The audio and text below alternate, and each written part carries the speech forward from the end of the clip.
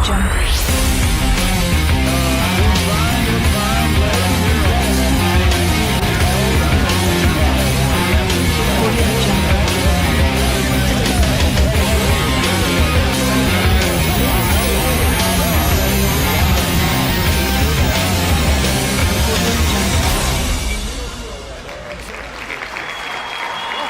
to another episode of LEG TV, the only show devoted to your fantasy football league.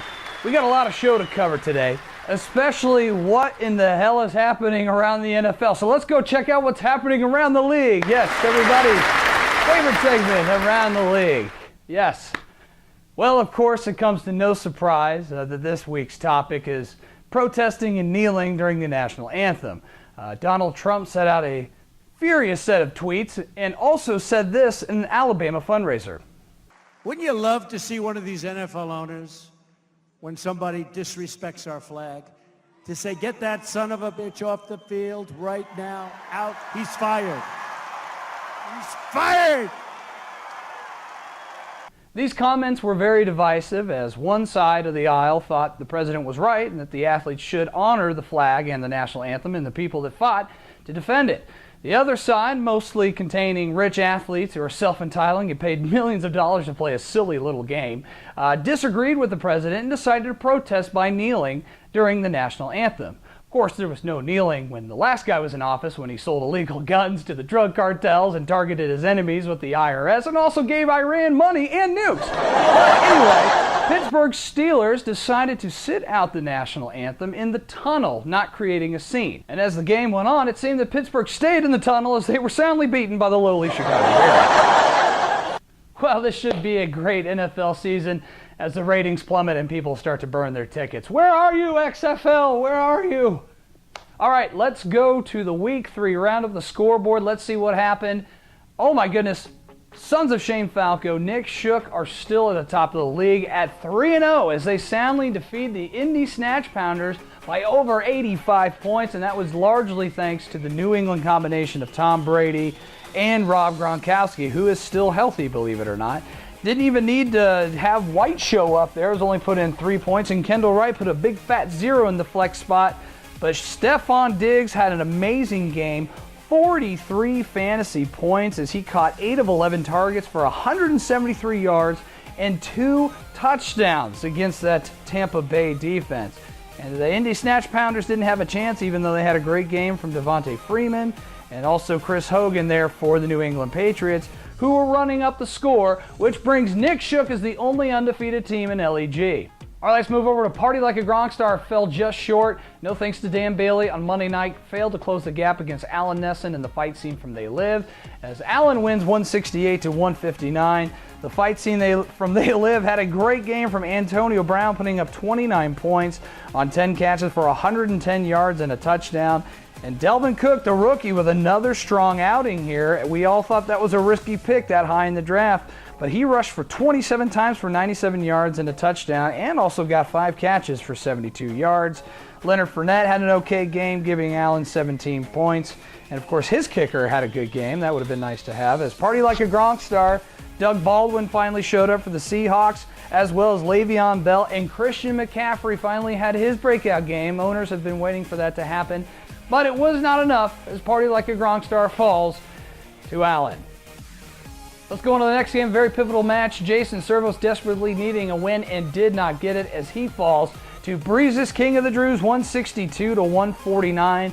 Jason is in trouble. Avi had a great game from Drew Brees, AJ Green, and Michael Thomas, all scoring over 20 points as the three-headed monster took down Jason. And it just wasn't enough with a 34-point output from Brandon Cooks on the New England Patriots, but did not get any help from Carson Wentz or Julio Jones as they scored below their projected point total. So that brings Jason Servos down to 0-3. Can he dig out of a hole? There has not been an LEG team in this league that has won the championship starting off the season 0-3. How about this incredible score? Joe Murdoch is now one of the all-time point scorers in a single game, just falling short of the record, scoring 255 points against Pat O'Connor and my ball, Zach Ertz. I knew this was going to be a win for Joe, but I did not see this. What an incredible output. The highest scoring game of the season, the highest scoring game in several seasons. Russell Wilson putting up 42 points, finally getting some production there, and a good play for Pierre Garçon. Larry Fitzgerald added 35 points on Monday night, and Odell Beckham is healthy, grabbing 28 points for Joe. And there just really wasn't enough for Pat to recover, even though Dak Prescott had a good game. But that was not enough as Joe scored 255 points. He is now 2-1 on the season. Edelman's Club did take down Mick Barton, as I predicted on the Facebook page. Edelman's Club now moves to 2-1. They win 141-126, thanks to a great performance from Kareem Hunt, again looking like one of the top MVPs in fantasy football. Golden Tate added 18 points, and Matt Ryan, even though he was well below projected, was enough to win. Cam Newton let down old Mick Barton there, as well as Amari Cooper only getting 2 points for Blake Lives Matter. Blake Lives Matter loses their first game as they lose to Dahlgren. Here was my upset pick of the week, and it did come true. Dan Nickel goes down to Dave Plow for the second time since Week 9 of last season. The only team to beat Dan since last season in Week 9 is David Plow. Looks like he has the champ's number as he gets beat 176-107. Not a very good output for nickel to nickel. Jay Cutler did not meet his projected total. Michael Crabtree only yielding 1.7 points for Mr. Dan Nickel. Devontae Parker did have a nice game with 21.6.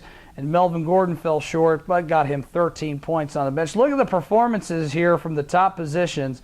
Aaron Rodgers, 34 points. Jordy Nelson had a good game. Tyreek Hill added 20 points, but Todd Gurley on Thursday night had 113 yards and 2 rushing touchdowns, giving him 38.9 points, projected to only score 15. What a statement win by Plow, as he also gives Dan his first loss of the season. All right, right now we're going to do the rundown. We're going to pick this week's winners, and as always, the professor, Mr. Mick Barton, is joining us via satellite. Mick, how are you doing there? Satelliting. What are you doing? Playing Madden. Madden, okay. Well, let's go through the rundown. By the way, in the last 2 weeks, your commish is 10-2 in the picks. Definitely beating Mick, who only went 2 for 3 in week 1, and Bobcat Goldwith got 0 of them right in week 2. Mick, we're going to talk about the first matchup between David McCready. He is taking on myself, Party Like a Gronk Star. Now this has a lot riding here. There's been some trash talk. Now, granted, both teams are 1-2, but how about the? So it's a stud world for bragging rights. Yeah, sure. Let's call it that.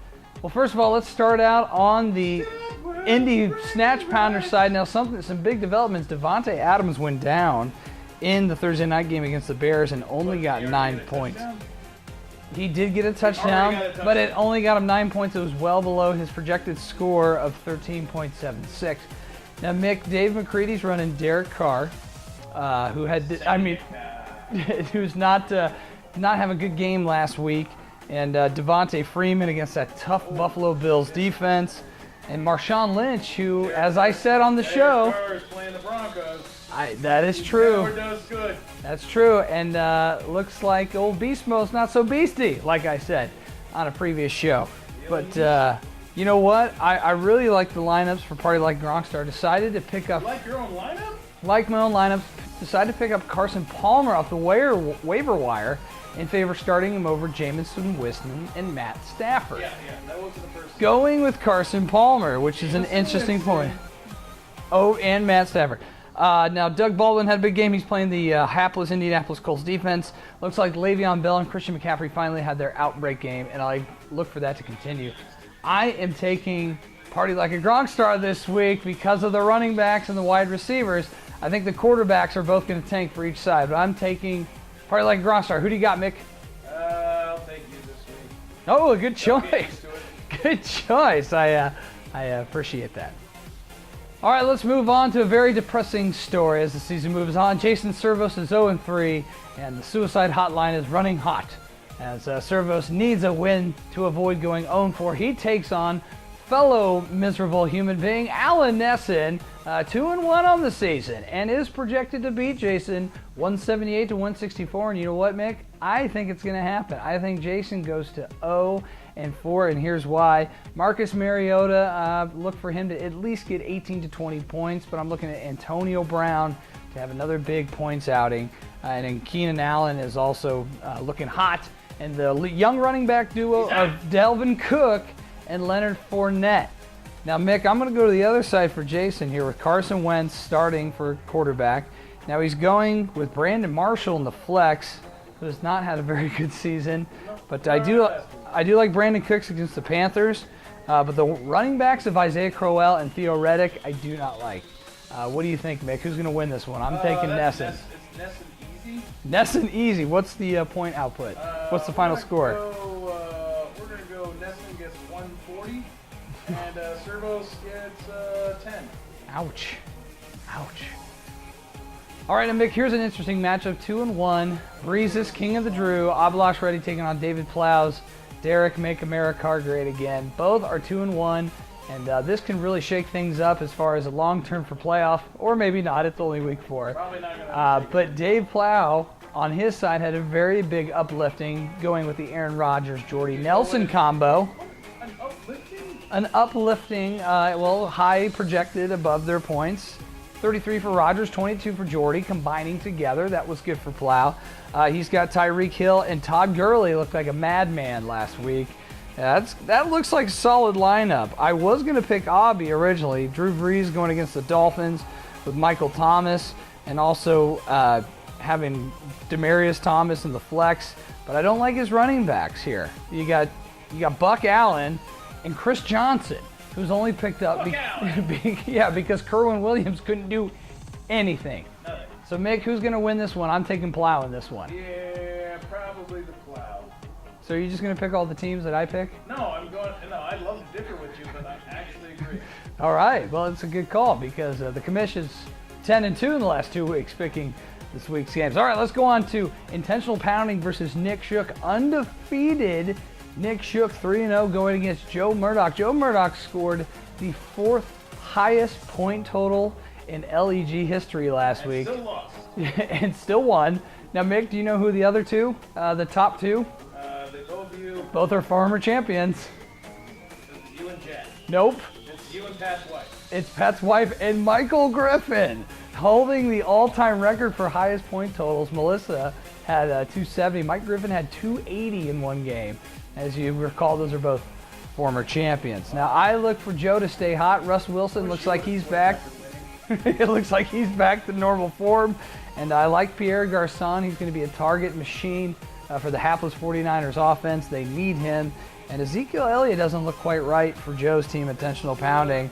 Nor does Jaquiz Rodgers, but Odell Beckham, interesting spot, put him in the flex.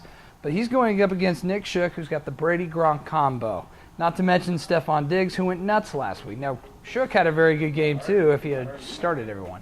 And also got 14 points out of Jordy Howard on Thursday. Mick, I think Shook goes to 4-0. Why should I think otherwise? Because Joe's going to win. Oh, and why is Joe going to win? I think this is the week Ezekiel Elliott bounces back. Odell Beckham is shaking off that rust. This is Joe's week. All right. All right, let's go to my upset of the year. I mean, not of the year, of the week. Sorry. Yeah, you only get one of those. Let me go to the upset special here. We got John Dahlgren 2-1 going against the 0-3 My Ball Zach Ertz from Pat O'Connor, who really has had a tough run of it. He's got a lot of points scored on him. Are you picking Pat?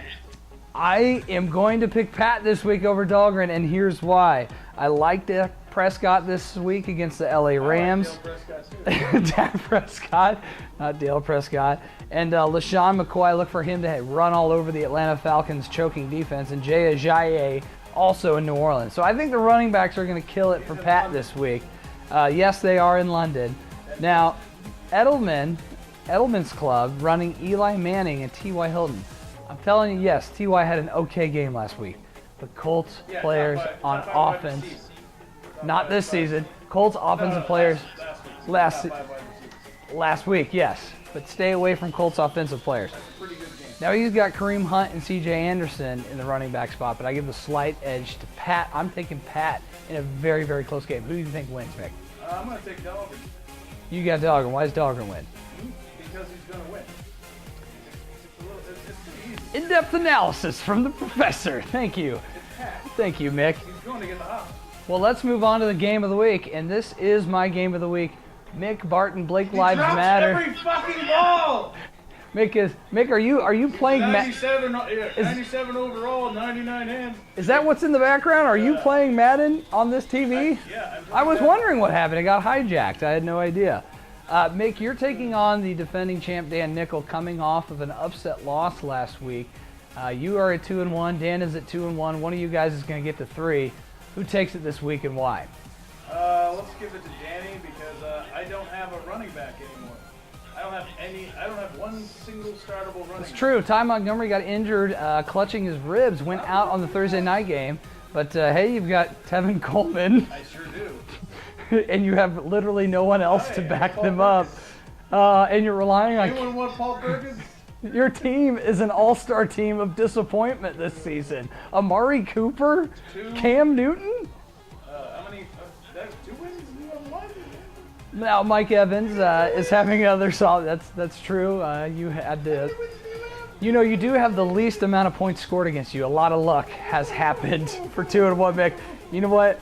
I'm taking Dan because of your negative attitude. I'm taking Dan Nickel this week. Dan, so that's not even a... I like Sammy Watkins against the Dallas Cowboys. Nobody likes Sammy Watkins. I like Sammy Watkins against the Cowboys. I think he's going to get in the end zone a lot. Melvin Gordon going against the Philadelphia Eagles.